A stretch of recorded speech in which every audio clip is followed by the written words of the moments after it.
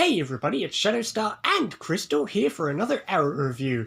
And this time it's episode 11? 12? 11. 11, Midnight City. And honestly, compared to the last few Idiot Fests, this one wasn't so bad. This one was okay. I was gonna say, like I said, the mini arc with Brick is good. Yeah. With the exception of Laurel being dumb, the rest of this episode was quite good, and Laurel still had some good moments besides. But obviously the episode starts off where we left it, with Oliver still being alive, somehow. We still don't know how Tatsu saved him. But, I don't know. But she did. She did mention the cold helped, and his will to live. Look, like I said, the cold might have helped freeze over his injuries. It would not have saved him from the fall. Well, he has determination. Also, look, especially if you look at that scene where we saw where he landed, he didn't even land on, like, soft, fluffy snow. He landed on a rock face.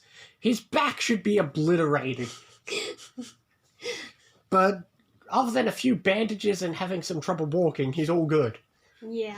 But yeah, we get some stuff, and we got Maseo betraying the League and blah blah blah. We'll get more in with Maseo later. But like I said, this episode does have some Laurel stuff, and Laurel still wants to be a vigilante, which is the dumbest idea she's ever had. I mean, one of the dumbest ideas.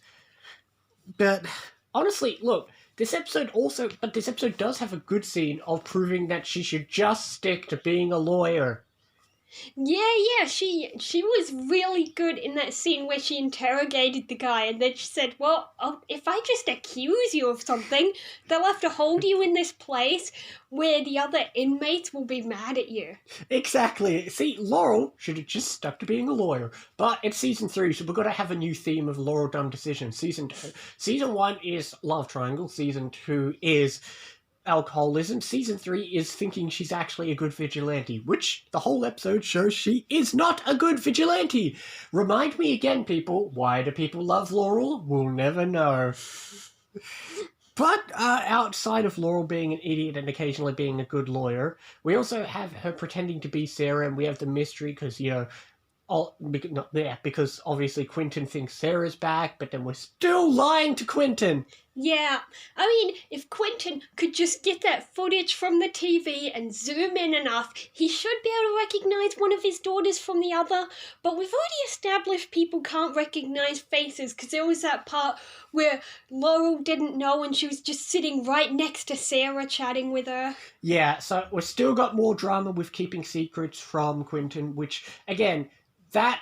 like I said... Plus, Quentin doesn't think to doubt that it's Sarah because Felicity created a magic voice thing. Yeah, okay. It's a bit That weird. would have been fun. Hey, Katie Lotz, you're coming back for an episode, but just to record your voice. The phone call scene was fine, but the scene where Laurel is actually pretending to be Sarah in the alleyway... Seeing the voice sync up with, like, Katie Lotz's voice coming out of Laurel was so weird. Yeah. Threw my head through a loop. But we also have some stuff with Malcolm and Thea. Like I said, I love Malcolm and Thea's dynamic for now, but as Leroy lampshades, eventually that'll all come crashing down. Yeah. But I actually enjoyed the scenes, even if Thea's being a little dumb at times. Yeah, she finally convinced him to tell her the truth, and he did tell her most of the truth. He kind of fudged it a little bit. Yeah. He fudged it in the sense that thinking that Raz is after the whole family for the Yeah, when undertaking. really he'd be after her because she killed Sarah. Even though she didn't, but that's stupid. But again, we don't know whether... Yeah, true. Roz still thinks Oliver did it. Well, no, Raz doesn't think that at all. Like I said, remember, go back to, like, the climb when he gets challenged to a duel. Raz's exact lines were, I'll accept your offer, not for killing her beloved, but for thinking me a fool. In other words, if Raz and Nissa aren't stupid, they know Oliver's bluffing.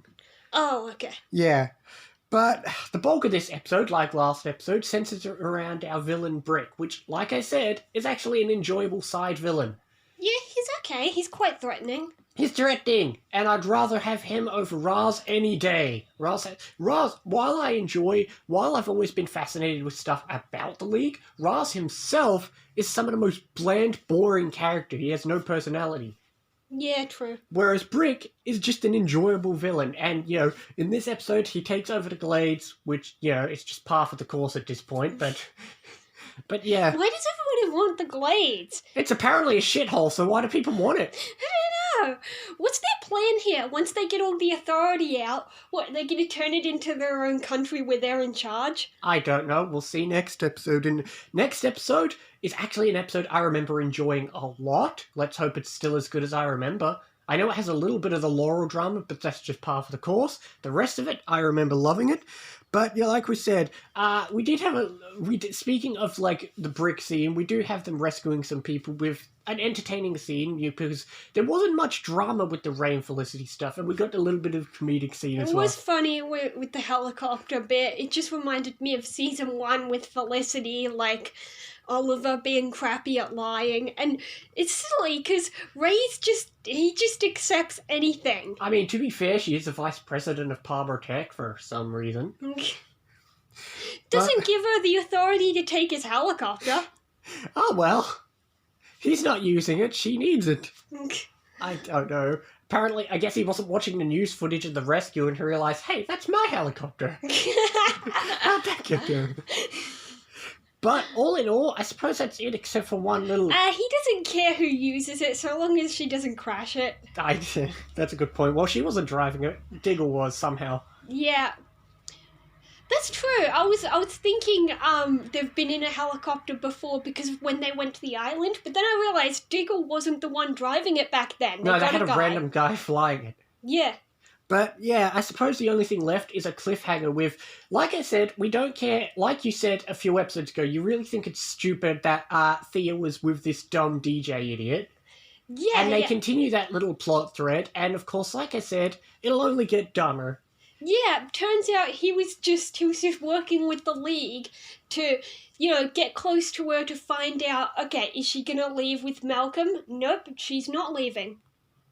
Yep, so yeah, that's our cliffhanger, but other than that, that's it, and like I said, we didn't say anything about the flashbacks. I suppose we did have the flashbacks, we rescued Tatsu. Yeah, that's about it.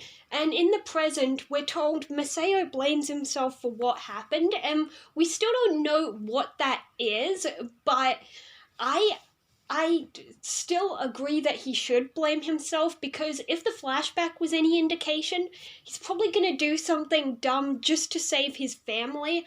Like, he didn't know that it was fake, and he was willing to risk lots of people's lives just to save Tatsu. Without saying anything, do you remember what he's referring to?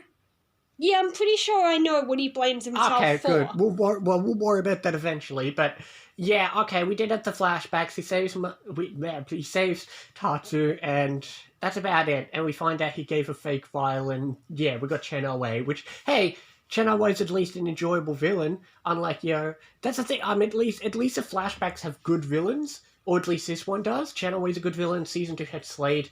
I don't really care for Fires, and I definitely don't care for the next two villains for the flashbacks. Okay, I really don't remember much of the next flashbacks. Oh, there's no reason to. I don't give a rat's ass about literally any of the flashbacks in Season 4 except one single episode. Okay. But all in all, that's the episode, and honestly, it was enjoyable. It's spared by being the usual Season 3 crap, because except for the usual Laurel drama, which at this point I'm just used to accepting that Laurel's going to bring things down, I enjoyed Rick and I like this mini arc. Yeah, I don't know whether to go as high as 7 or maybe a bit lower. I was going to give it a nice 8. Yeah, I'll go 7. Alright, that's a fair point. And with that being said, what's the name of the next episode? Uprising. I remember what that is. I don't. Well, you don't remember much of Season 3, but I remember really loving next episode. There's a lot of good things. So, next episode is episode 12, Uprising. We'll see you next time for more Arrow and other things as well. See you next time. See you then.